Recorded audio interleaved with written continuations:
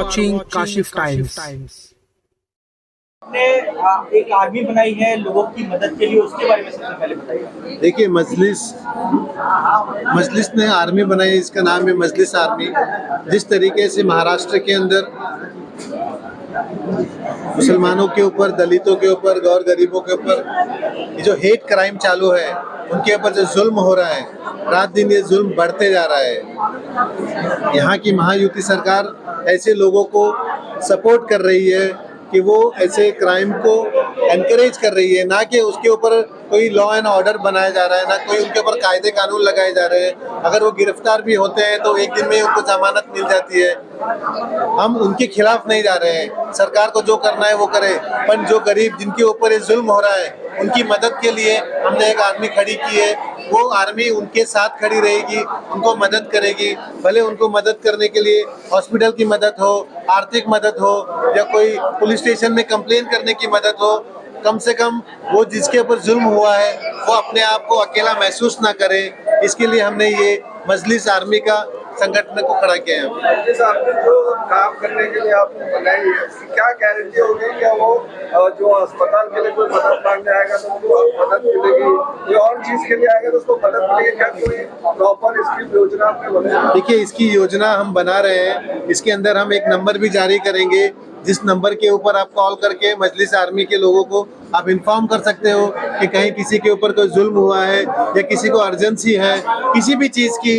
ये आने वाले दिनों में मैं आपको क्लियर करूंगा। अभी हमने एक मजलिस आर्मी संगठन का अनाउंसमेंट किया है। आने वाले दिन जब हमारे सदर बैरिस्टर असदुद्दीन ओवैसी से मुंबई आएंगे, वो इसकी आगे की आपको जानकारी देंगे। जिस तरीके से सदर साहब ने आपको एमएलए का घोषित करा है, तो हम क्या समझे कि मलाड विधानसभा से आप इलेक्शन लड़ेंगे? देखिए, ये तो मलाड विधानसभा के हमारे डिस्ट्रिक्ट प्रेसिडेंट की मोहब्बत है कि वो चाह रहे हैं कि मैं मलाड से लड़ूं।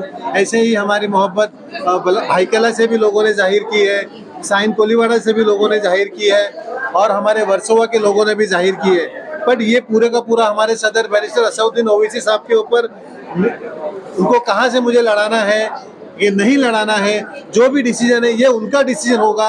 जहाँ से वो मुझे बोलेंगे मैं वहाँ से लड़ने के लिए तैयार हूँ। सर, ये बात तो रही कि इलेक्शन पर आप कहाँ से लड़ेंगे, लेकिन एएमआईएम पार्टी की तैयारी क्या चल रही है विधानसभा इलेक्शन को लेकर? देखिए, विधानसभा को लेकर हमने जोरों की तैयारी शुरू कर दी है।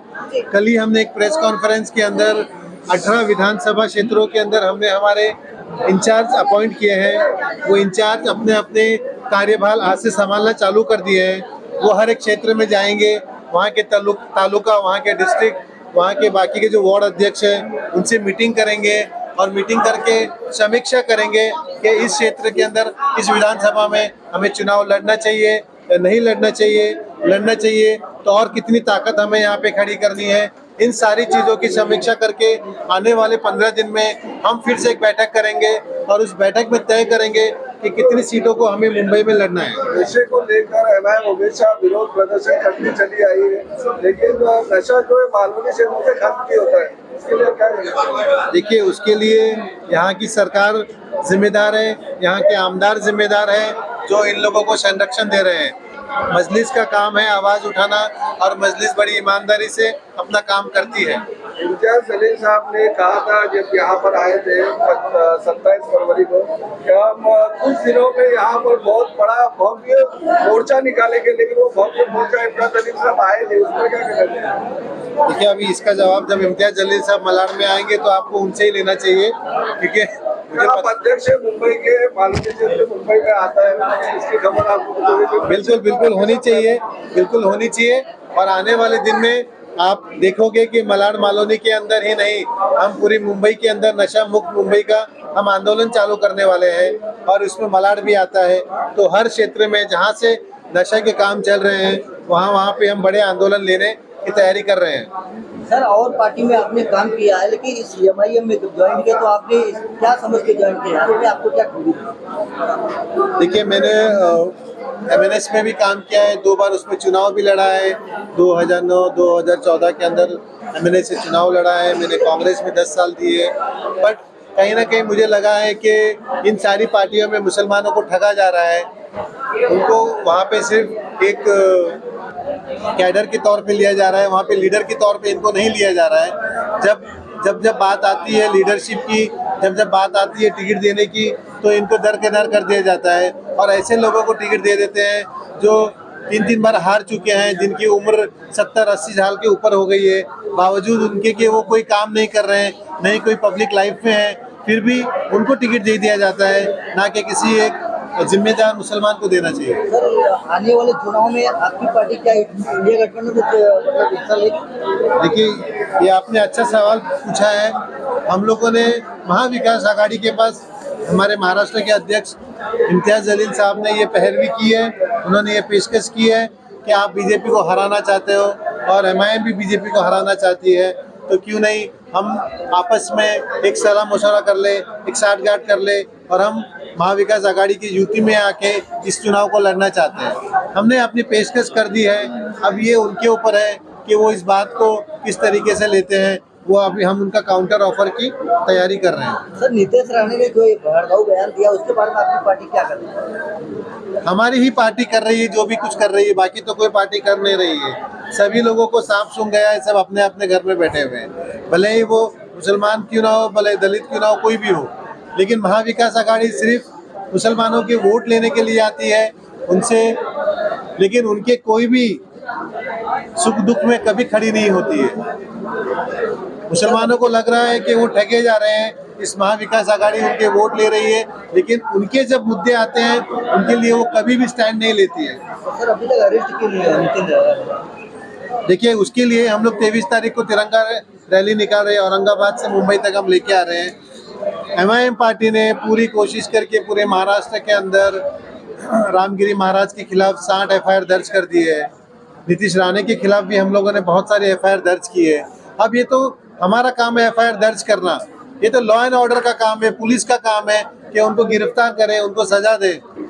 सर आपका अभी चुनाव का क्या फाइनल कहा, किस विधानसभा से आप लड़ रहे हैं? मैंने आपसे कहा ना, ये तो हमारे सदर बैरिस्टर असदुद्दीन ओवैसी साहब ही तय करेंगे कि मुझे कहाँ से चुनाव लड़ना चाहिए। और अमेंडमेंट बिल को लेकर आप क्या कहना चाहेंगे जो विरोध प्रदर्शन पूरे देश में हो रहा है उसके ऊपर? देखिए, उसी को आगे बढ़ाते हुए बैरिस्टर असदुद्दीन ओवैसी साहब 22 इस महीने की 22 सितंबर को जोगेश्वरी में एक बहुत बड़ा जलसा कर रहे हैं। उसी के प्रोटेस्ट के अगेंस्ट में वो लोगों को समझाना चाहते हैं कि आप जो स्कैनर कर करके जो विरोध प्रदर्शन कर रहे हैं वो एक्चुअली क्या चीज़ है। उसी चीज़ के बारे में 22 तारीख को उस जलसे में वो हमें खुलासा करेंगे कि ये कितना खतरनाक बिल है और क्यों मुसलमानों के लिए ये खतरनाक है।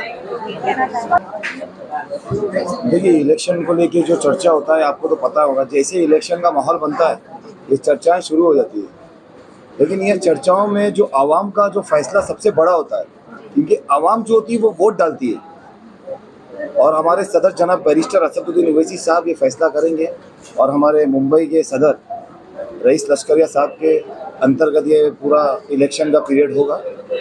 जहाँ जहाँ से इलेक्शन लड़ा जाएगा इंशाअल्लाह ताला हमारे सदर ये अनाउंसमेंट बहुत जल्दी करेंगे। 22 तारीख के दिन वो आ रहे हैं। आपके चैनल के माध्यम से मैं सारे मुंबई वासियों को बोलना चाहूँगा, शाम के दिन वक्त आपको बता दिया जाएगा। जोगेश्वरी वेस्ट में हमारे मुंबई के सदर जनाब रईस लश्करिया साहब ने उन्हें इनविटेशन दिया, मुंबई में वो आ रहे हैं।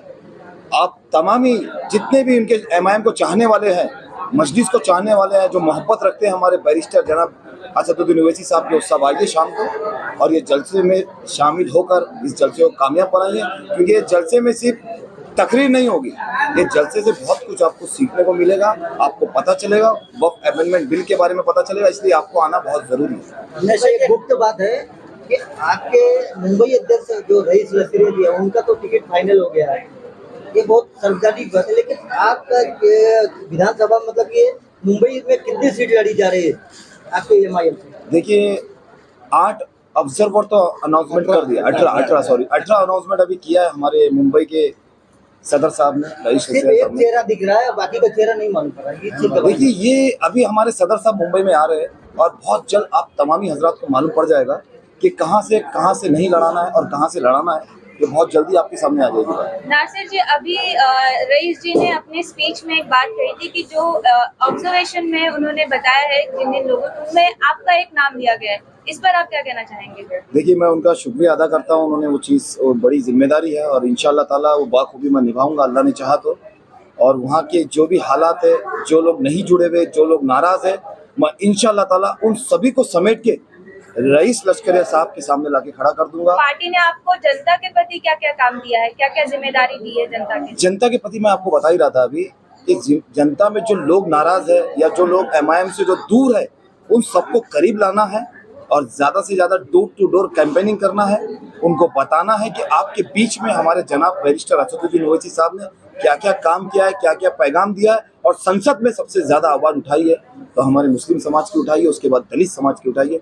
जो भी जुल्म सितम हो रहा है उसके बारे में सिर्फ आवाज़ हमारे संसद में बैरिस्टर असदुद्दीन ओवैसी साहब की उठती है। जिस तरीके से आपने अभी रिसेंट में एक विरोध करा था, प्रदर्शन करा था, उसमें नीतीश राणे के खिलाफ, उसका कहाँ तक पहुंचा? आपने कुछ FIR दर्ज कराई उसके लिए? देखिए, अभी नीतीश राणे ने जो हरकत की थी रामगिरी को सपोर्ट करने की और खुलेआम मुसलमानों को गाली देके मस्जिद में घुस के मारने की बात की थी, तो उसी विषय पर हम लोगों ने प्रोटेस्ट किए थे। हमारे मुंबई अध्यक्ष रईस लश्करिया साहब के आदेश अनुसार हमने जो यहाँ प्रोटेस्ट किए थे। अभी थोड़े दिनों में कुछ आपको पता चल जाएगा। 23 तारीख के दिन इम्तियाज जलील साहब तिरंगा रैली लेकर मुंबई आ रहे हैं, तो मजबूत तरीके से सबक सिखाएंगे कि दादागिरी से देश नहीं चलेगा, ये देश संविधान से चलेगा। तो हम यहाँ के मुख्यमंत्री और उप मुख्यमंत्री के हाथ में संविधान भी देंगे। जिसकी शपथ खा के आप लोग सीट पे बैठते हो, लेकिन गुंडागर्दी करने बैठते हो, ये बहुत ही जल्दी 23 तारीख को आपको नजर आएगा।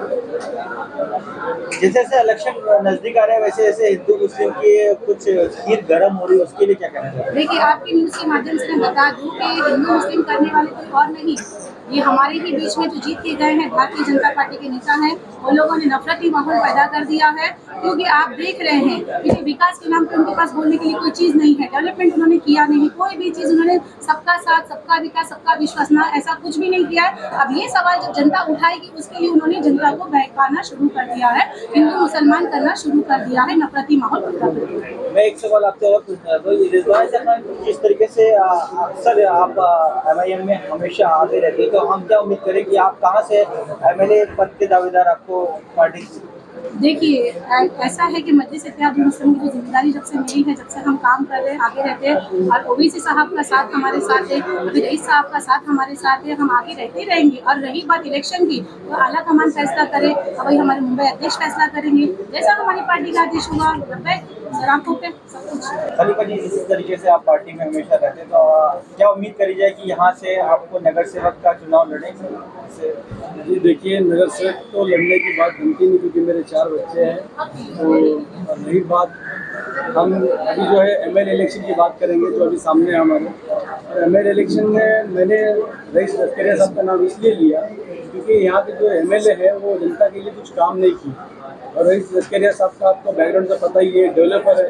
अल्हम्दुलिल्लाह अगर ये आते हैं तो मालूम के लिए बहुत बड़ा फ़ायदा हो जाएगा, क्योंकि गैर जो और BJP वाले हैं मालूम के नज़र टक्के रखे हैं, जैसा धारावी का मसला है जिसमें अडानी और अंबानी टक्के बैठे, इसी तरीके से मालवनी का भी हल करना चाहते हैं। तो कहीं ना कहीं हमारे सदर साहब का बैकग्राउंड जो है वो डेवलपर है, अल्हम्दुलिल्लाह बिल्डर है। तो मेरी उम्मीद है, ख्वाहिश है कि अगर इनको टिकट दिया जाता तो जीतेंगे, तो इंशाल्लाह मालवनी का बहुत कुछ बदलाव होगा। बहुत ख्वाहिश है लोगों की कि अच्छी जगह रहे, सहूलियत के साथ रहे, ना कि कचरा पट्टी चलो, किसी चीज़ का ध्यान नहीं रखते सामने वाला MLA। तो हम एक नए MLA के तौर पे रईस लश्करिया साहब को एक ख्वाहिश जताते कि वो मलाड से लड़े। आपने अभी एक शब्द यूज किया था, पटला 1.5 फुटिया या नारे की साइज का है। अरविंद अरोड़ा के बारे में क्या कहेंगे, जिसने कहा कि जो दारू न पिए वो शैतानी मुसलमान? जी देखिए, दारू हमारे में हराम है, तो मतलब आप शैतानी मुसलमान समझ, इसके बारे में बिल्कुल क्या कहोगे? वो किस नज़र से देखते हैं ये? तो इसके बारे में मेरी जानकारी नहीं है। बाकी दारू की बात जो न्यूज चलाया था, पर्सनली भेजा गया है सारे MIM के लोगों को। अच्छा, देखो दारू जो है वो हमारे में हराम है, तो हम उसके बारे में तो नहीं बोलेंगे। जो पिएगा वो हराम चीज कर रहा है। नहीं, वो शैतान है जो नहीं, ये वो उसकी बात है। उसके बारे में क्या, उसके बारे में क्या कहोगे? ऐसा नहीं होता। जो बयान दिया जाता है, लोगों को गुमराह किया जाता है, भड़काया जाता है, उसके लिए आप क्या करेंगे? अभी तो रामगिरी का नाम हो गया, 1.5 फुटिया नाम आपने दिया नीतीश राणे को, इसके बारे में क्या, जो इस तरह से नए बयान आते हैं? इसके बारे में मुझे इल्म नहीं है। बाकी जो मेरे नबी के बारे में अगर कोई गुस्ताखी करता है तो वो मुझे बर्दाश्त नहीं है। मुझे क्या, किसी छोटे से बच्चों को भी बर्दाश्त नहीं है। कहीं ना कहीं हिंदुस्तान का जो है, जो अभी जमहूरियत है, जो मिलके रहते हैं, बिगाड़ना नहीं चाहते, इसलिए मुसलमान शांत है। मुसलमान शांत है, इसका मतलब ये नहीं कि नारायण राणे या उसका बेटा है किसी से डर नहीं रहा। भाई मुसलमान हिंदुस्तान की एक दिल की धड़कन है, तो धड़कन बने रहने दो। अल्हम्दुलिल्लाह प्यार और अमन रहेगा हिंदुस्तान में, यही हम दुआ करते हैं।